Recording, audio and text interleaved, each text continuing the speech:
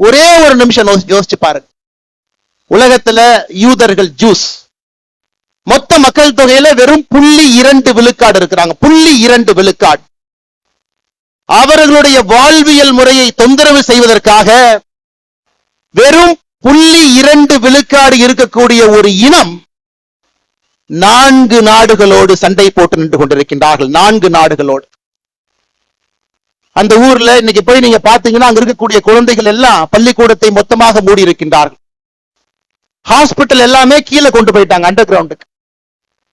அந்த நாட்டை ஆளக்கூடிய தலைவர்கள் இதற்காகத்தான் மக்கள் எங்களுக்கு வாக்களித்திருக்கின்றார்கள். என்னுடைய வாழ்வியல் முறையை யார் தவறு செய்தாலும், வாழ்வியல் முறைக்கு தொந்தரவு செய்தாலும் எந்திருந்து நிற்போம் என்று இஸ்ரேல் நாடு நின்று கொண்டிருக்கிறது.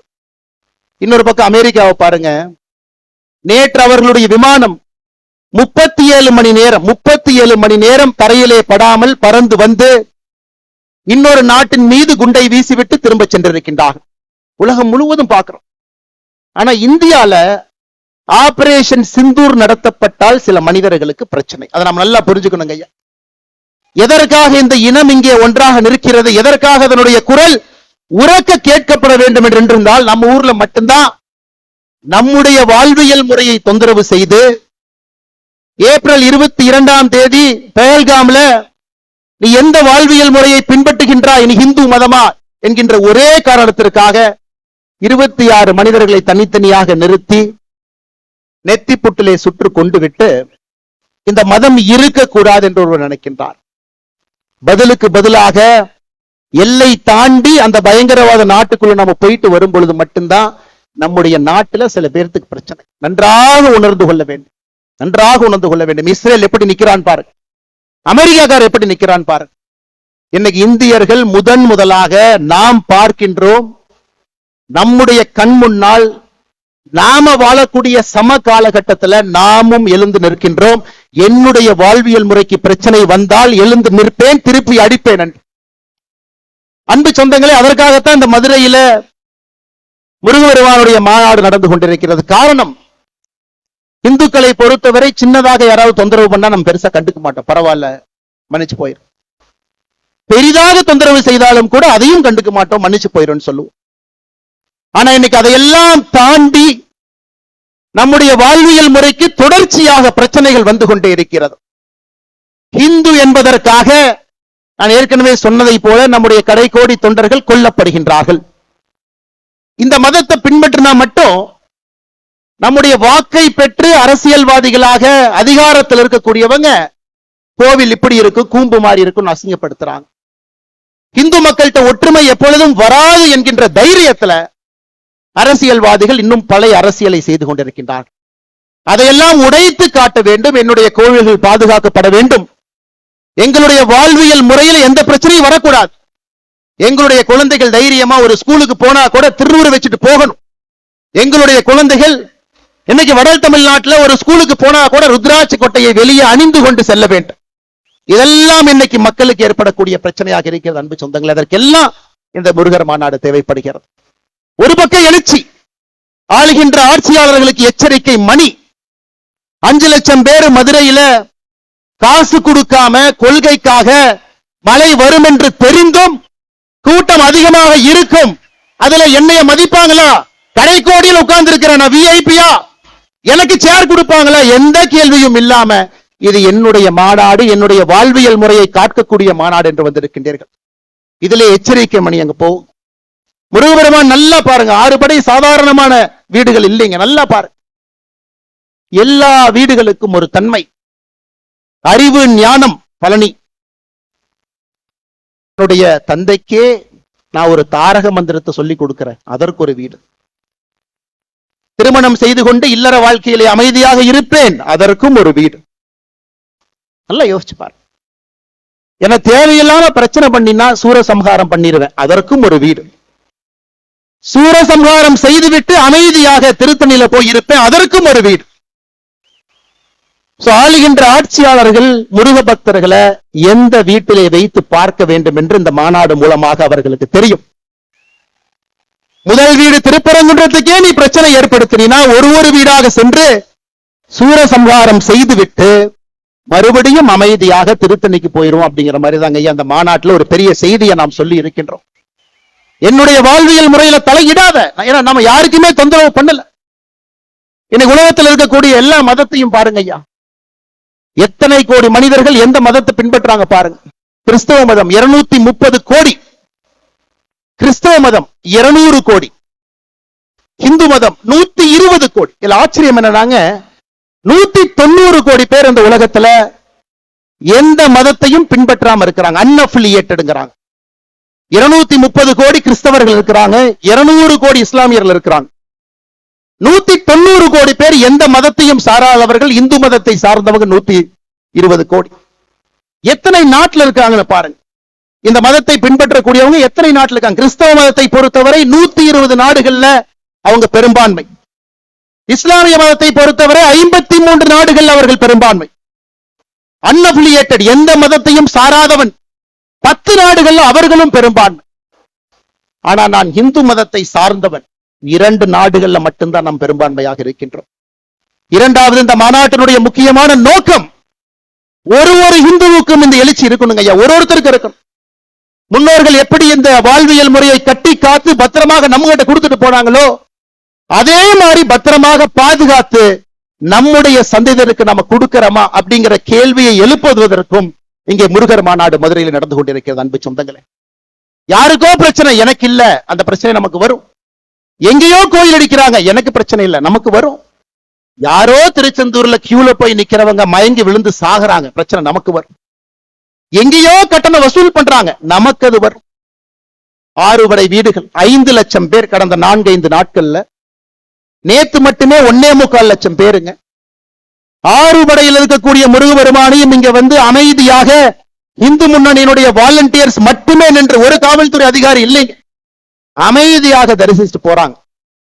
ஆனா 6 படையில் இருக்கக்கூடிய ஏதாவது ஒரு கோயிலுக்கு 50 ரூபாய், 100 ரூபாய், 500 ரூபாய் கொடுக்காம நீங்க சாமி இந்த மாதிரி பார்க்க முடியுமா? கேட்டு பாருங்க. இது நம்முடைய வாழ்வியல் முறையில் இருக்கக்கூடிய பிரச்சனையை நாம் தட்டி கேட்கின்றோம். எதற்கு தமிழகத்தில் 2 சட்டங்கள் இருக்கிறது, இந்துவுக்கு ஒரு சட்டம், இந்து மதத்தை சாராதவர்களுக்கு இன்னொரு சட்டம், எதற்கு என்பதை கேட்பதற்காக மதுரை மண்ணில் என்று கொண்டிருக்கின்றோம். அன்பு சொந்தங்களே, ஏதோ இந்த மாநாடு எலெக்ஷனுக்காக, இந்து மொழியினுடைய பெரியவர்கள் அவர்களுக்கும் அரசியலுக்கும் சம்பந்தம் இல்லை. எனக்கு தெரியும் 2026 தேர்தலுக்கு இது சம்பந்தம் இல்லை என்றாலும் கூட மக்களுக்கு நிதி வேண்டாம், சாமி வேண்டும் என்பதை முடிவு செய்து விட்டார்கள். மக்கள் முடிவு பண்ணிட்டாங்க, யாரு சாமி யாரு நிதி நீங்க முடிவு பண்ணி. ஆனால் இது அரசியலுக்காக கிடையாது. இது ஒரு மிக முக்கியமாக நாம் இந்த கூட்டத்தில் ஒன்றாக சேர்ந்திருப்பது நம்முடைய வாழ்வியல் முறையை மீட்டெடுப்பதற்காக, கேள்வி எழுப்புவதற்காக. இந்த ஒரு தீர்மானமே நம்முடைய வாழ்வியல் முறையை தட்டி எடுப்பதற்காக. அதனால்தான் அருமை சொந்தங்களே, நாம் இன்றிலிருந்து கேள்வி கேட்க ஆரம்பிக்க வேண்டும். ஒரு பிரச்சனை என்றால் தட்டி கேட்கணுங்க ஐயா, நம்ம கண்டிப்பா பேசுறோம். தமிழகத்திலே 44,000 ஆலயங்கள், 44,000 44,000 தமிழ்நாடு அறநிலைத்துறை கீழ் இருக்கு. எப்ப வந்துச்சு பாருங்க, 1925 போர்டா வந்துச்சு, என்டோமென்ட் போர்டாக. 1951 சட்டமாக வந்துச்சு. 5,25,000 ஏக்கர் இருக்கக்கூடிய ஒரு அரசு இயந்திரம். 44,000 கோவில்கள் நிர்வாகம் செய்யப்படுகின்றது. 1000 ஆண்டுகளுக்கு மேல பழமையான கோவில்கள் மட்டும் 344 கோவில்கள் அறநிலைத்துறையினுடைய கட்டுப்பாட்டில் இருக்கு. எங்கேயாச்சும் ஒரு இடத்துல ஒழுக்கமாக அறநிலைத்துறையினுடைய செயல்பாடு இருக்கான்னு நீங்க கேட்டுப்பாரு. பணம் இருப்பவனுக்கு ஒரு மாதிரி, பணம் இல்லாதவருக்கு ஒரு மாதிரி. கேள்வி கேட்டுப்பாரு. அதையெல்லாம் மாற்ற வேண்டும். ஒரு புதுவிதமாக ஆன்மீகத்தை முன்வைத்து நடக்கக்கூடிய ஒரு ஆட்சி மட்டுமல்ல, ஆன்மீகத்தை முன்வைத்து இந்த சமுதாயம் தன்னை வழிநடத்தி கொள்ள வேண்டும் என்பதற்காக இந்த முருகர் மாநாடு நடந்து கொண்டிருக்கிறது. அன்பு சொந்தங்களே, அதனால இங்க வந்திருக்கக்கூடிய எல்லோருமே முருக பக்தர்களாக வந்திருக்கிறீங்க. ஆனா போகும் பொழுது வீர பாகுவாகவும் நாங்க போறோம் அப்படிங்கறத நம்ம மறந்துடக்கூடாதுங்க. இந்த மதுரை மண்ணிலிருந்து திரும்பி செல்லும் பொழுது நமக்கு அந்த உணர்வு வேண்டும். 230 கோடி கிறிஸ்தவர்கள் என்று சொன்னேன். கடந்த 10 ஆண்டுகள்ல கிறிஸ்தவ மக்கள் தொகை உலக அளவில் 12 கோடி உயர்ந்திருக்கிறது. 200 கோடி இஸ்லாமியர்கள் என்று சொன்னேன். கடந்த 10 ஆண்டுகள்ல இஸ்லாமியர்களுடைய மக்கள் தொகை 35 கோடி உயர்ந்திருக்கிறது. 2050 முடியும் பொழுது, 55 முடியும் பொழுது இந்த உலகம் இஸ்லாமியர்கள் பெரும்பான்மையாக இருக்கக்கூடிய உலகமாக, இன்னைக்கு இருக்கக்கூடிய இதே நேர்கோட்டு பாதையில போனா இஸ்லாமியர்கள் பெரும்பான்மையாக இருக்கக்கூடிய உலகமாக 2055 மாற இருக்கிறது. இன்னைக்கு கிறிஸ்தவர்ல பாருங்க, ஐரோப்பாவில் இருக்கக்கூடிய மொத்த கிறிஸ்தவர்களை விட வட ஆப்பிரிக்காவில் இருக்கக்கூடிய கிறிஸ்தவர்கள் அதிகம். More number of christians are in northern part of Africa than in the whole of Europe. அதையெல்லாம் நாம் புரிந்து கொள்ள வேண்டும். நம்முடைய கலாச்சார சின்னங்கள் எங்கேயும் யாரும் அழிக்க கூடாது. ஒருவர் கூட மதம் மாறக்கூடாது. மதம் மாறினவங்களை திரும்பி கொண்டு வர வேண்டும். 120 கோடி இருக்கக்கூடிய உலகத்துல இன்னைக்கு 4வது பெரும்பான்மை சமுதாயமாக இருக்கின்ற நம்முடைய சமுதாயம் தொடர்ந்து இதே போல இருக்கணும். காரணம், இன்னைக்கு தமிழகத்தினுடைய அரசியல் களத்தில் பாத்தீங்கன்னா தமிழ் வேறு, ஆன்மீகம் வேறு, இலக்கியங்கள் வேறு என்று பிரித்திருக்கின்றார்கள். ஆனா நம்ம ஊர்ல அப்படி பிரிக்க முடியாது. எந்த மொழிக்கும் இல்லாத ஒரு பெருமை நமக்கு மட்டும்தான் இருக்கு. தமிழும் ஆன்மீகமும் இலக்கியமும் ஒன்றாக இருக்கக்கூடிய ஒரே கலவையாக இந்த வாழ்வியல் முறை இருக்கு. இன்னைக்கு கந்தர் சஷ்டி கவசம் நம்ம பாடுறோங்க, 20 நிமிஷம் நம்ம பாட போறோம். இது முருகனுக்காக பாடக்கூடிய ஒரு பாட்டா? கேள்வி நம்பர் 1. இல்ல இது ஒரு மந்திர நூலா? இந்த நூலுக்குள்ள ஒரு மந்திரம் இருக்கு, சில பேர் அதையும் சொல்றாங்க.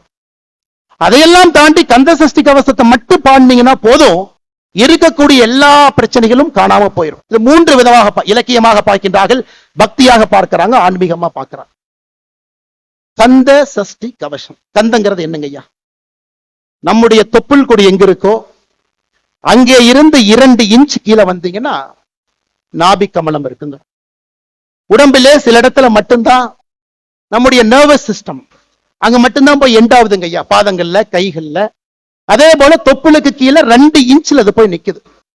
அதை பழைய தமிழ்ல 18ஆம் நூற்றாண்டுல சென்னி மலையில இந்த நூலை முதலாக சுப்பிரமணிய சாமிக்கு முன்னாடி ஏற்றிய பொழுது தேவராய சுவாமிகள் அவர்கள் கந்த என்று குறிப்பிட்டது நம்முடைய தொப்புள் கொடிக்கு கீழே இருக்கக்கூடிய 2 இன்ச் பகுதியில் இருக்கக்கூடிய பகுதி. சஷ்டி, இன்னைக்கு சஷ்டி ஒரு நாளாக கொண்டாடுகின்றோம். ஆனா பழைய தமிழ்ல சஷ்டி என்றால் அது சட்டி. எப்படி அந்த தொப்புள் கொடிக்கு 2 இன்ச்சுக்கு கீழே உள்ள பாத்தீங்கன்னா அந்த பகுதி சட்டி போல இருக்கும்.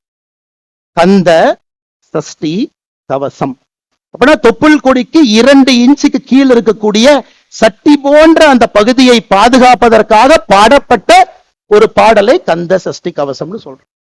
இது இன்னொரு விதத்துல பாருங்க, சட்டியில் இருந்தா தான் அகப்பையில வரும், சஷ்டியில் இருந்தால் தான் அகைப்பையில் வரும். சஷ்டியில விரதம் இருக்கிறீங்கன்னா அகைப்பையில உயிர் உண்டாகும் என்பதற்காக சொல்லப்பட்டது. இந்த முழு கந்த சஷ்டி கவசத்துல அவ்வளவு சயின்ஸ் இருக்குதுங்க. இன்னைக்கு விஞ்ஞானத்திற்கு என்னவெல்லாம் தேவையோ எல்லாம் கந்த சஷ்டி கவசத்துல இருக்கு. அதனால்தான் நம்மை வாழ்வியல் நெறி என்று சொல்லுகின்றோம்.